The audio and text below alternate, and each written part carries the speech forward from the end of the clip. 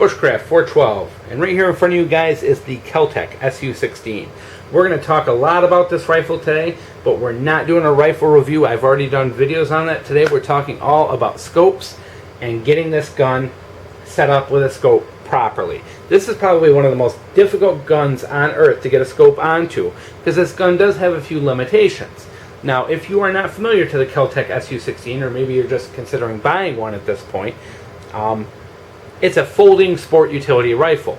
It folds along, this is a pivot, and you just pull out a pin and the rifle folds.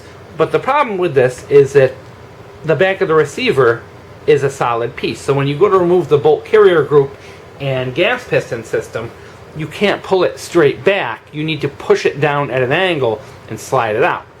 The problem, which is inherent with this rifle, is that the gas piston will come up at an angle and hit your scope.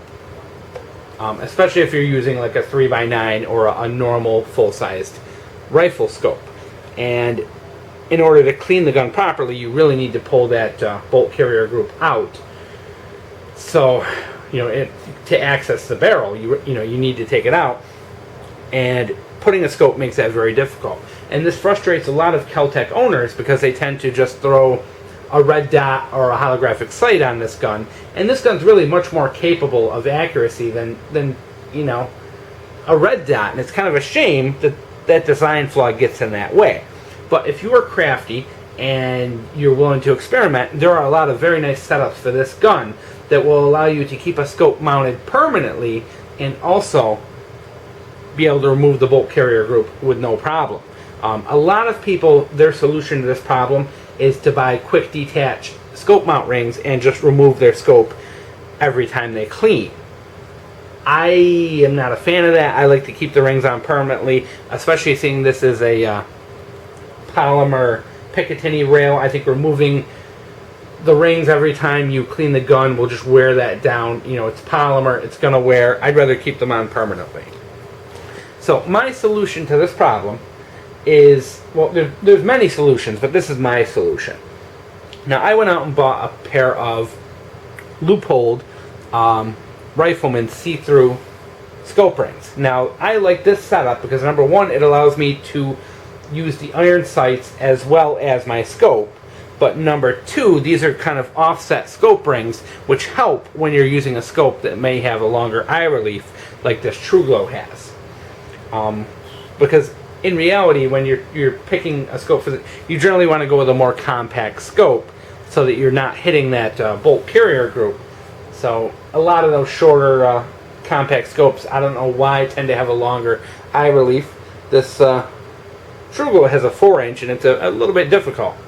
I did have some normal rings on this, and it did clear the bolt carrier group because this is a very short rifle scope. But it didn't allow a proper cheek weld, and it just wasn't working for me. It wasn't very comfortable in shooting, so I wanted to change that. Alright, I want to show you the problem with the clearance on the rifle for anyone who's new to this rifle. As you can see, the back of the receiver is a solid piece, so the bolt carrier group and piston system all needs to go in at an angle. Now, as it goes in at this angle, you can see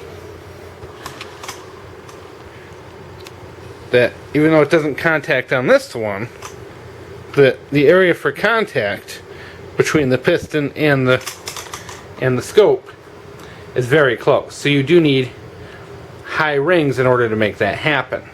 Now, as you can see here, I have a lot more room. I could actually have another inch of scope before that would make contact.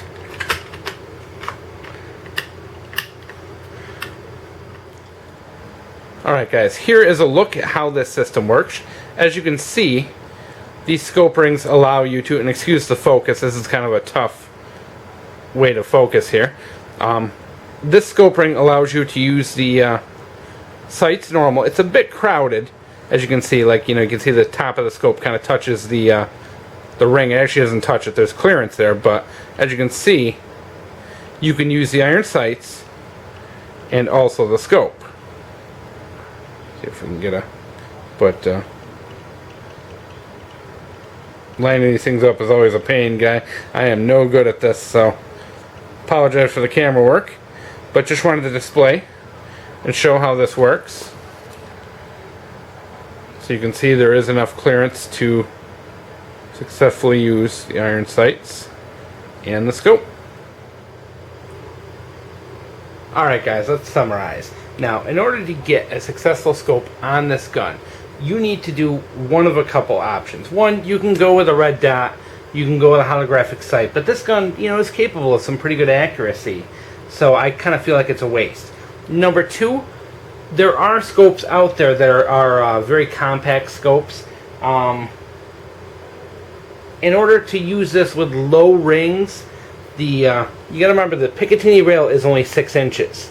So from the period of your back scope ring to the front of your scope needs to be about 8 inches or less in order to make that clearance. So if you are going to the store and you want to try and find one that is short enough, like this thru here, which is a short tactical scope, what you want to measure is from where the back ring will be touching to the front, and you want that to be about 8 inches, no more than 8 inches. Now in this one I have some offset rings, so it's a little bit different, but if you're using just plain Jane low scope rings, you can use a small one, but I recommend don't get a scope any longer than 10 inches, otherwise you're going to run into that problem. If you do run into a problem with the gas piston hitting the scope, you can upgrade to higher rings. Upgrading to higher rings also affects your long distance accuracy, but this gun is not a highly precise gun. You're not going to be shooting 400 or 500 yards with this, so I'm willing to accept the loss in accuracy at long distance I'm going to get from the high rings. So your best option with this gun, I think, my opinion, is to get a set of offset high rings and mount a scope. Your typical 10, 12-inch 3x9 will fit perfectly with a set of high rings, and especially if you have something offset like the Nikon P series or these loopholes, will finish the package out quite nicely, actually. Your third option is to get a riser, a Picatinny Riser like an AR-15 has. They do make them in 6 inches, which is the same as this rail, and they're in the price neighborhood of about like $20 to $50 depending on the maker. And if you get a 1-inch one, that will give you that extra clearance. So you do have some options as for mounting. The big thing is, with mine, I wanted to be able to use the iron sights as well, so I went with some see-through rings. There's a lot of other see-through rings out there, so the loopholes are not the only ones. But I like this setup quite a bit, and it gives me enough clearance to use the iron sights comfortably and switch back and forth to the scope without having to readjust the rifle. Just a short, small adjustment to my cheek weld. So I do like this setup and just wanted to share it with you guys. I appreciate you watching. Thanks a lot.